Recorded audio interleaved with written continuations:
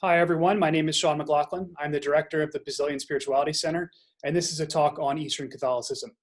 I gave this talk initially in June 2020, but this is the first time I'm recording it. There are three parts to the talk: an introduction, a short PowerPoint to provide context, and then I will conclude with a bit more about the Eastern churches. But before I start with the introduction, let me offer a quick anecdote. One Sunday, about 5 years ago, I was headed to Mass. I got on the bus, sat down, and noticed there were a few women in front of me dressed in all white with their heads covered. I assumed they were Muslim until I caught sight of a small book one was reading, and I realized that they were Ethiopian Orthodox. Now, I was vaguely aware of Eastern Christendom before that moment, but here was this realization that there was a community of Christians from a predominantly Islamic part of the world just a bus ride away from me. This would be obvious to an Eastern Catholic, but as a Roman Catholic, I had just never considered it before. Today, I work for the Sisters of the Order of St. Basil the Great, an Eastern Catholic order of nuns, and the province for which I directly work, the Jesus Lover of Humanity province, it belongs to the Ukrainian Greek Catholic Church. And that's another faith community few people realize is very well established in the United States. Working in this role, I've learned a lot about Eastern Catholicism, as well as how East and West have interacted over the centuries. So all this brings us to the talk. All right, so now I'll move to the formal introduction. Few people are aware that the Roman Church is not the only one in Catholicism. In fact, there are more than 20 Eastern Catholic churches in full communion with Rome. One way to describe Eastern Catholic churches would be same pope, different bishops. The Eastern churches contain and express the fullness of Catholicism, but do so in different ways than we typically find in the Latin West. Additionally, the shared heritage between Eastern Catholicism and Orthodoxy often blurs easy distinctions. Thus, the questions I will discuss include: what are the Eastern Catholic churches and where do they come from? Okay, so those are the main questions. Here are some quick answers. What are the Eastern Catholic churches? The Eastern Catholic churches are the 23 churches sui juris in full communion with Rome. They are Eastern in that their liturgical identity derives from the Eastern Mediterranean, which is east of Rome. Where do the Eastern Catholic churches come from? The Eastern Catholic churches are either ancient or were founded centuries later through the evangelization efforts of ancient bishoprics like Alexandria, Antioch, and Constantinople. Many of the Eastern Catholic churches re-entered communion with Rome in the last 500 years. Communion with Rome was broken by communion between Rome and Constantinople was broken due to the Great Schism in 1054. So also in trying to clarify things, there's only one Holy Catholic and Apostolic Church. The Catholic Church originates at Pentecost in Jerusalem, and it possesses three things: the one faith received from the apostles, divine worship centered on the Eucharist, and apostolic succession through the sacrament of holy orders. This trifecta is the same thing we find in the second chapter of the Acts of the Apostles, verse 42. Again, it's the apostolic faith, the Eucharist, and apostolic leadership through holy orders. So the church founded by Christ that took shape at Pentecost in Jerusalem 2,000 years ago is the Catholic Church. There are 24 particular churches, also known as churches sui juris, that comprise the Catholic Church. The Roman Church, also known as the Latin Church, is the largest of the particular churches. The Bishop of Rome, the Pope, is the leader of all the bishops around the world because he is the successor to Peter, who was the leader of the apostles. The Bishop of Rome does not arbitrarily intervene in the affairs of the 23 Eastern churches, but nonetheless legitimately possesses papal primacy. The phrase "first among equals" is often used to describe the Pope in relation to the bishops in charge of the particular churches, because Peter was the first among the apostles with whom he too was equal. I want you to understand that Roman Catholicism does not represent the totality of Catholicism. And I want to draw your attention to Eastern Catholicism, hopefully to deepen your faith, as well as to highlight the plight of our brothers and sisters in the Eastern Catholic churches, because they have suffered greatly. Lastly, I want you to know that Roman Catholicism and Eastern Catholicism are complementary, meaning they mutually enrich one another. Pope John Paul II came up with the most famous analogy when he said that the Catholic Church breathes with both lungs, the Latin West and the Byzantine East. God is inexhaustible, so no single liturgical tradition of Catholicism or particular church exhausts God's greatness. A few further qualifications in speaking about this, because I often will make reference to churches and rites. A church is a juridical entity governed by canon law and headed by a single bishop, like a patriarch or a metropolitan. Again, 24 of these churches make up the one Catholic Church. The Roman Church operates according to the canon law of Rome, while the 23 Eastern churches operate according to the Eastern Code of Canon Law. In contrast to a church, a rite is a liturgical tradition with distinct prayers and particular rituals. We are all probably most familiar with the Roman Rite, which obviously belongs to the Roman Church, but in fact, the Roman Church has other rites. Then there is like the Byzantine Rite, and there are 14 of the Eastern Catholic churches belong to the Byzantine Rite, including the Ukrainian Greek Catholic Church. I could go on and on, but simply put, all Catholic liturgical rites say the same thing, but they do so in different ways. So it's the same content expressed in different ways using different symbols, different embodied language, etc. But the sacraments are always the same and equally valid throughout all of Catholicism. So a Roman Catholic can go to a Ukrainian Greek Catholic church for Mass or confession. A Syriac Catholic can go to a Syro-Malabar Catholic Church for the sacraments. They're all in full communion, so the sacraments are equally valid, and we can partake of them in all the churches in union with Rome. Here's a simple way to understand the difference between the churches and the rites. Some rites are shared by multiple churches. Some churches have their own rite, and the Roman Church has multiple rites. The point is, after 2,000 years, things have become pretty messy and defy easy generalization. But stay with me, and hopefully things will begin to make sense. Okay, let's talk a little more about these Eastern Catholic churches. Most people are familiar with Roman Catholicism, but what about Greek Catholicism? What about Syriac Catholicism? The story of Eastern Catholicism is easier to grasp if you know a few of the major players of classical antiquity, which include Greece, Rome, and then Byzantium. About 2,500 years ago, ancient Greece was the cultural leader of the Western world, spreading its language and culture all over the Mediterranean and beyond. So a few centuries before Christ's birth, Greek is more or less the universal language, and Greek philosophy is widespread. For example, Greek and not Hebrew was the first language of many Jews during the Second Temple period of Judaism, which is why so many Jews then knew the texts of the Old Testament in the Greek translation known as the Septuagint, rather than in the original Hebrew. For reference, Jesus' birth occurs towards the end of the Second Temple period, which lasted just short of 600 years, starting with the construction of the Second Temple in Jerusalem, following the return from the Babylonian exile, and ending with the Romans' destruction of that same temple in the year 70. The significance of the Septuagint translation can hardly be overestimated. Following the conquests of Alexander the Great, Greek became the official language of Egypt, Syria, and the eastern end of the Mediterranean Sea. The Septuagint translation made the Hebrew scriptures available both to the Jews who no longer spoke their ancestral language and to the entire Greek-speaking world. The Septuagint was later to become the Bible of the Greek-speaking early church and is frequently quoted in the New Testament. Okay, so that's from an article on BibleArchaeology.org.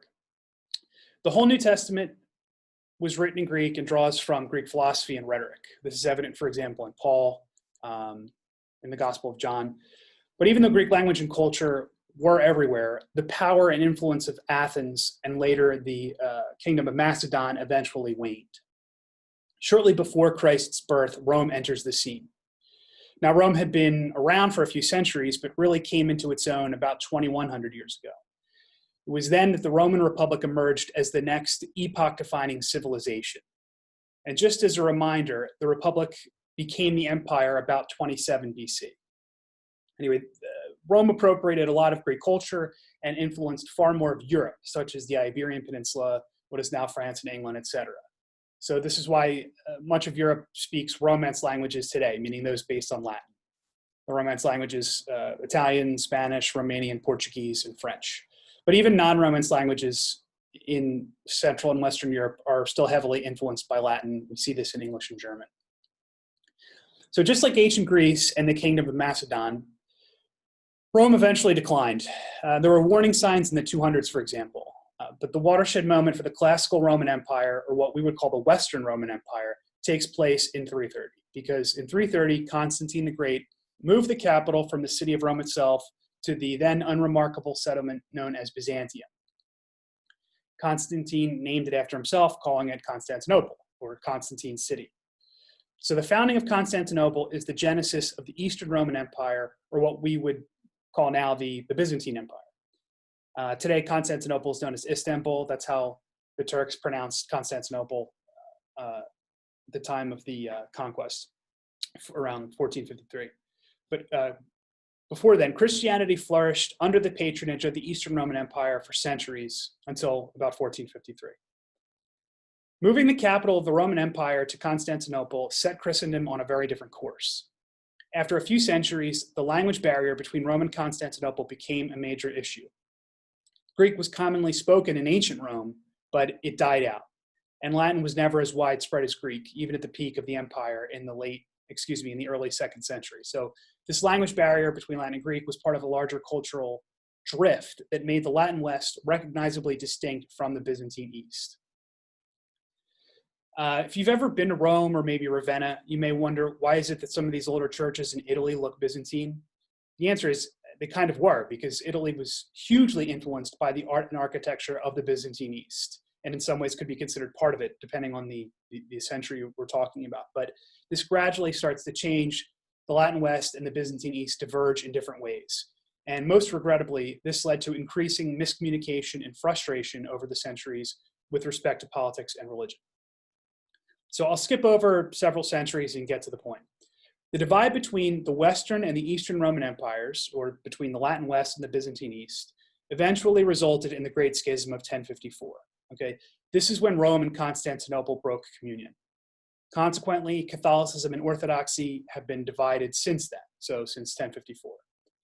The reasons are primarily political, not theological, which explains why most of the Eastern Catholic churches that were Orthodox for some centuries and then re-entered communion with Rome, they were able to do that with relative ease.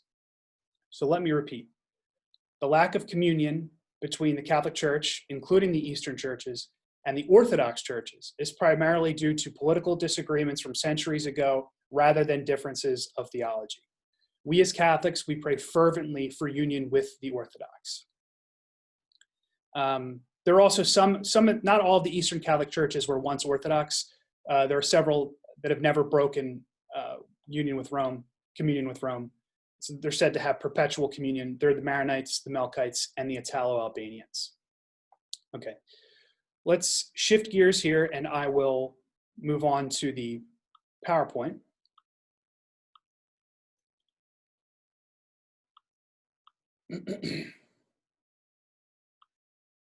Okay, so here we are, Eastern Catholicism. Here are all of the particular churches, all the churches sui juris of the Catholic Church, including the Roman Church. So the Catholic Church is one, holy, Catholic, and apostolic. 24 particular churches are spread throughout the world, and these are what form the Catholic Church. The Roman Church is the largest. The 23 Eastern Catholic churches equally express the fullness of the Catholic faith and are in full communion with the Bishop of Rome, also known as the Pope. The Catholic Church professes the one faith received from the apostles, centers on the Eucharist in divine worship, and possesses apostolic succession through the sacrament of holy orders. So I'll briefly list all of the 23 Eastern churches. The Coptic Catholic Church, the Eritrean Catholic Church, the Ethiopian Catholic Church, the Armenian Catholic Church, the Albanian Greek Catholic Church, the Belarusian Greek Catholic Church, the Bulgarian Greek Catholic Church, the Greek Catholic Church of Croatia and Serbia, the Greek Byzantine Catholic Church, the Hungarian Greek Catholic Church, the Italo-Albanian Catholic Church, the Macedonian Greek Catholic Church, the Melkite Greek Catholic Church, the Romanian Greek Catholic Church, the Russian Greek Catholic Church, the Ruthenian Greek Catholic Church, the Slovak Greek Catholic Church, the Ukrainian Greek Catholic Church, the Chaldean Catholic Church, the Syro-Malabar Catholic Church, the Syriac Maronite Church of Antioch, the Syriac Catholic Church, and the Syro-Malankara Catholic Church. So those are the 23 churches sui juris. Also, we would call them the 23 Eastern Catholic Churches. And of course, at the bottom, we have the Roman Church or the Latin Church, which is the largest. Okay, so in terms of understanding the Eastern churches, I've discussed some of this before, but let me just recapitulate. Within the Catholic Church, there are 24 churches sui juris. Sui juris is a Latin phrase meaning of their own legal right, and it has to do with governance. The churches sui juris are also called the particular churches. The largest particular church is the Roman or Latin Church, and it comprises more than 95% of Catholicism. However, there are 23 other particular churches, and these are called the Eastern Catholic Churches, since they ultimately derive from the Eastern Mediterranean, which is east of Rome. The 23 Eastern Catholic Churches are in full communion with Rome, which means 4 things. They affirm the Bishop of Rome, also known as the Pope, leads the whole Catholic Church, and this is in the Eastern Code of Canon Law. They profess the one faith received from the apostles. Their divine worship is centered on the Eucharist, and they possess apostolic succession through the sacrament of holy orders. Most of the Eastern Catholic churches are Greek Catholic. They are so named because their liturgical and linguistic heritage is Greek. But some of the Eastern Catholic churches are not Greek Catholic. Instead, their liturgical and linguistic heritage is Syriac. Syriac is a dialect of Aramaic, which was the language spoken by Jesus and the apostles. Syriac was the lingua franca of the Near East during the period scholars call Late Antiquity, which dates roughly from about the year 400 to 800. All right, so I like to think of Catholicism as having 3 linguistic nodes, and these nodes manifest in scripture and liturgy, more specifically ancient translations of scripture and then the ancient liturgy. So you've got the Latin node, Latin Catholicism. This dominates in Western Europe, Central Europe, and historically in North Africa. For example, St. Augustine was Roman Catholic, Latin Catholic. You have the Greek node, which historically is predominant in Eastern Europe and the Balkans. And then you have the Syriac, which historically has flourished in the Near East and India. So these are the 3 linguistic nodes of Catholicism that manifest most clearly in ancient translations of scripture and the ancient liturgies of the churches sui juris. Here's a map just to give you a sense of where these linguistic nodes fall. So there's sort of an invisible line that I like to draw. You can see that in yellow there. It runs through Poland, Hungary, Lithuania, the bottom of Italy. And so if you're west of that line, you're in the Latin West. And if you're east of that line, you're in the Byzantine East, except for when you're in the Near East, which is the Syriac Near East. So this map is just to give you some geographical context for those 3 linguistic nodes of Catholicism, which we see. It's helpful if you know those when you're trying to figure out the lay of the land of the Eastern churches. All right. And note also, I've spoken of Catholicism and Orthodoxy. Usually I'm referring to Eastern Orthodoxy, like the Greek Orthodox churches, or the Greek Orthodox Church, or the Russian Orthodox Church, or the Ukrainian Orthodox Church. But there's also Oriental Orthodoxy, which we would associate with the Near East. That drifted from Catholicism, regrettably, after Chalcedon in 451. And then, so there was sort of a split there between Catholicism and the Oriental Orthodox in the mid-5th century. And then the bigger split in the 11th century between Catholicism and Eastern Orthodoxy in 1054. Most Eastern Catholic churches were Orthodox for some centuries and then re-entered communion with Rome, although that's not the case for the Maronites, the Italo-Albanians, or the Melkites. Today, Eastern Catholics are usually minorities in their own countries compared to Orthodoxy and Islam. So they form very small groups. Roman and Eastern Catholicism are totally complementary, okay? And the church breathes with both lungs, the Latin West and the Byzantine East. And the Syriac Near East, we sort of are including in the Byzantine East in this thought. The Eastern Catholic churches are fully Catholic. They have the one faith received from the apostles, the Eucharist, the true presence of the Eucharist, and apostolic succession. Okay. let's look at Catholic origins briefly. So the birth of Catholicism within the Roman Empire, the transition from Rome to Byzantium with respect to the cultural preeminence of the empire, and then the fact that Ukraine was Christianized by Constantinople. That'll be sort of our case study. All right, so here's a map again showing Europe and North Africa, the Near East. Here is Jerusalem. So this is where it all started. The events of the gospel, most of the gospel, at least the passion and the resurrection. And this, all throughout the Mediterranean Sea, this is where Catholicism spread very, very quickly within the first century, 2 centuries of the existence of the church, all throughout there. It was very easy to sail, within the Mediterranean, and we hear that even within the New Testament. For example, Paul's often sailing. And so that's helps explain why Catholicism spread as it did throughout this region. And the Mediterranean Sea was part of the larger Roman Empire. And so this red lasso includes most of the Roman Empire, or roughly what it was during the first century or two of Catholicism. All right, so the empire, of course, the capital of the Roman Empire was Rome initially, but later on, Constantine moved it to Byzantium and renamed the city Constantinople, which means Constantine's city. And that movement was really significant because later on, it led to this sort of invisible line that I described previously that runs through Central and Eastern Europe, and that divides the Latin West and the Byzantine East. So if you're west of that line, you're in the Latin West. If you're east of that line, you're in the Byzantine East. Let's take a case study to sort of flesh out this Latin-Byzantine split. All right, we'll use the Ukrainian Greek Catholic Church. So it was founded in 988. Its liturgical tradition is the Byzantine Rite. Its liturgical language is Slavonic. And it was Orthodox by default after the Great Schism of 1054, but re-entered communion with Rome with the Union of Brest, which lasted from about 1595 to 1596. So the conclusion is, or what I want you to understand, is the effects of the Roman Empire's division were felt for centuries, moving the capital from Rome to Byzantium. We see this in the Ukrainian Greek Catholic Church and other Byzantine Catholic churches because they were Christianized by Constantinople rather than Rome. So after the schism, they were Orthodox by default. A note on Slavic Christianization. A really important question for the history of the church is, how did Christianity reach Slavic peoples? Well, there were missionary efforts from both Rome and Constantinople. So when it comes to the Western Slavs, the peoples who lived in Poland, what is now Poland, Czechia, Slovakia, etc., they were evangelized primarily by Rome.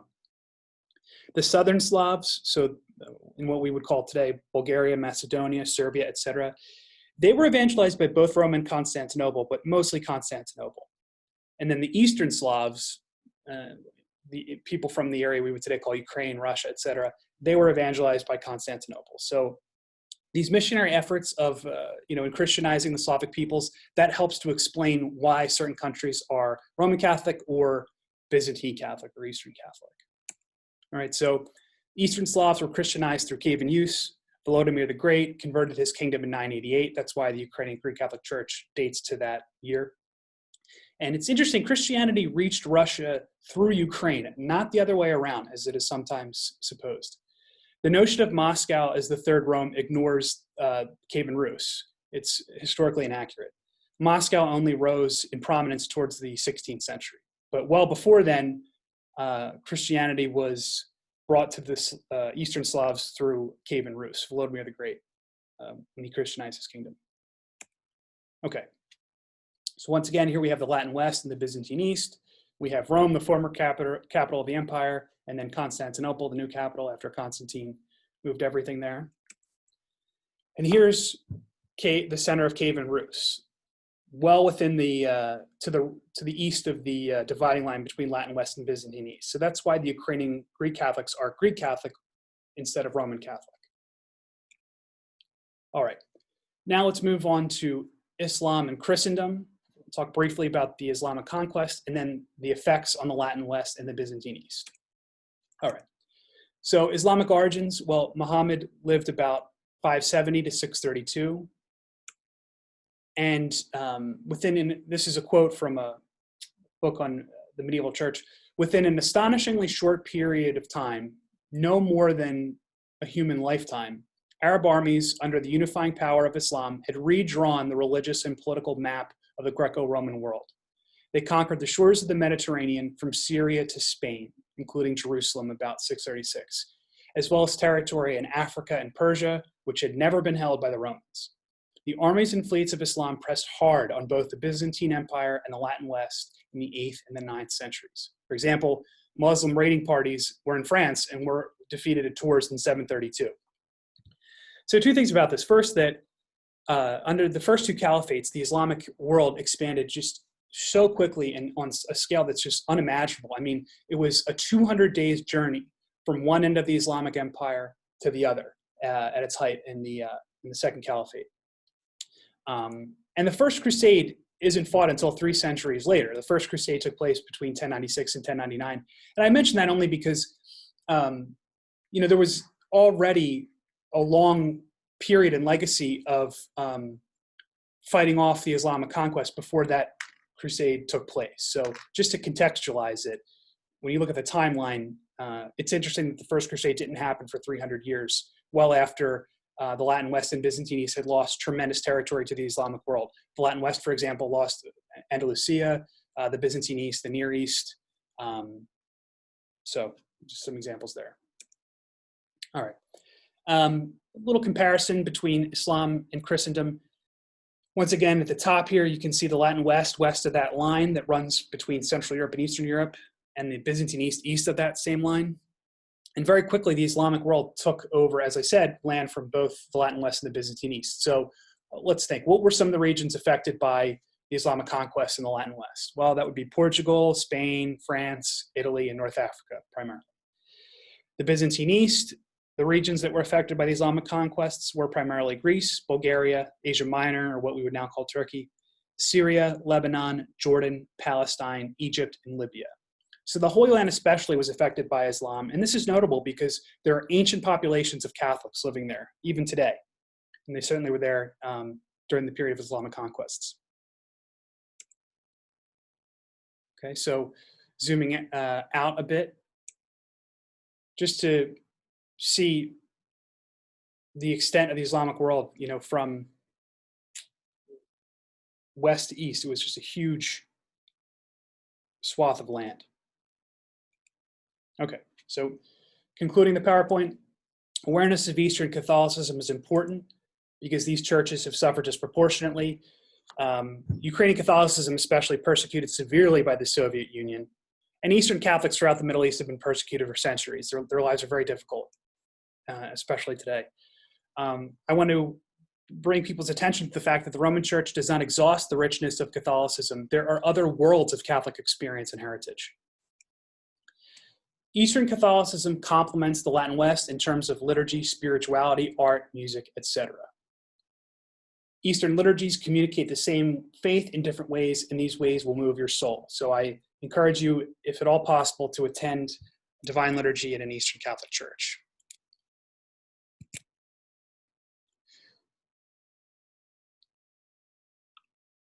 All right, so we're wrapping up here, following the PowerPoint. The question of why there are so many churches, this has to do with the fact that there are 3 main ancient liturgical traditions, and this should be clear from the chart. You have Alexandria in Egypt, Antioch in Syria, and then Rome. Each liturgical tradition corresponds to a language spoken by ancient Christians. Remember those 3 linguistic nodes. So we had Greek spoken in Alexandria, Syriac in Antioch, and Latin in Rome. So the 24 churches sui juris, also known as the 24 particular churches, they draw from those 3 liturgical traditions. I'm oversimplifying things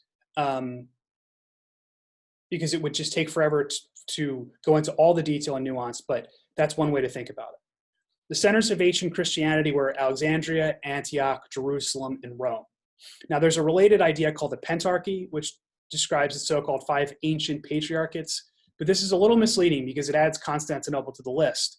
And as we know, Constantinople was founded by Constantine the Great in 330 when he moved the capital of the empire from Rome to Byzantium. So really, the four oldest patriarchates are Alexandria, Antioch, Jerusalem, Rome.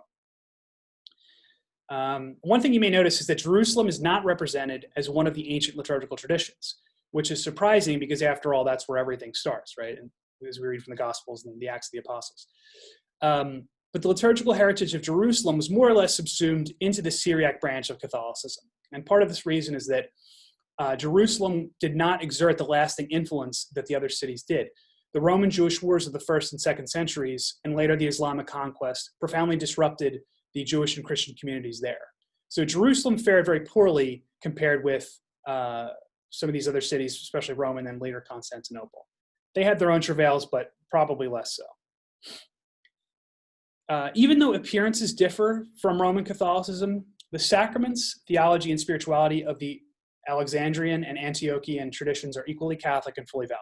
So as I said before, you could attend Mass or confession there, just as you would at a Roman Catholic parish. And like that last point in the PowerPoint, I encourage you to do so to experience the ancient beauty of these traditions.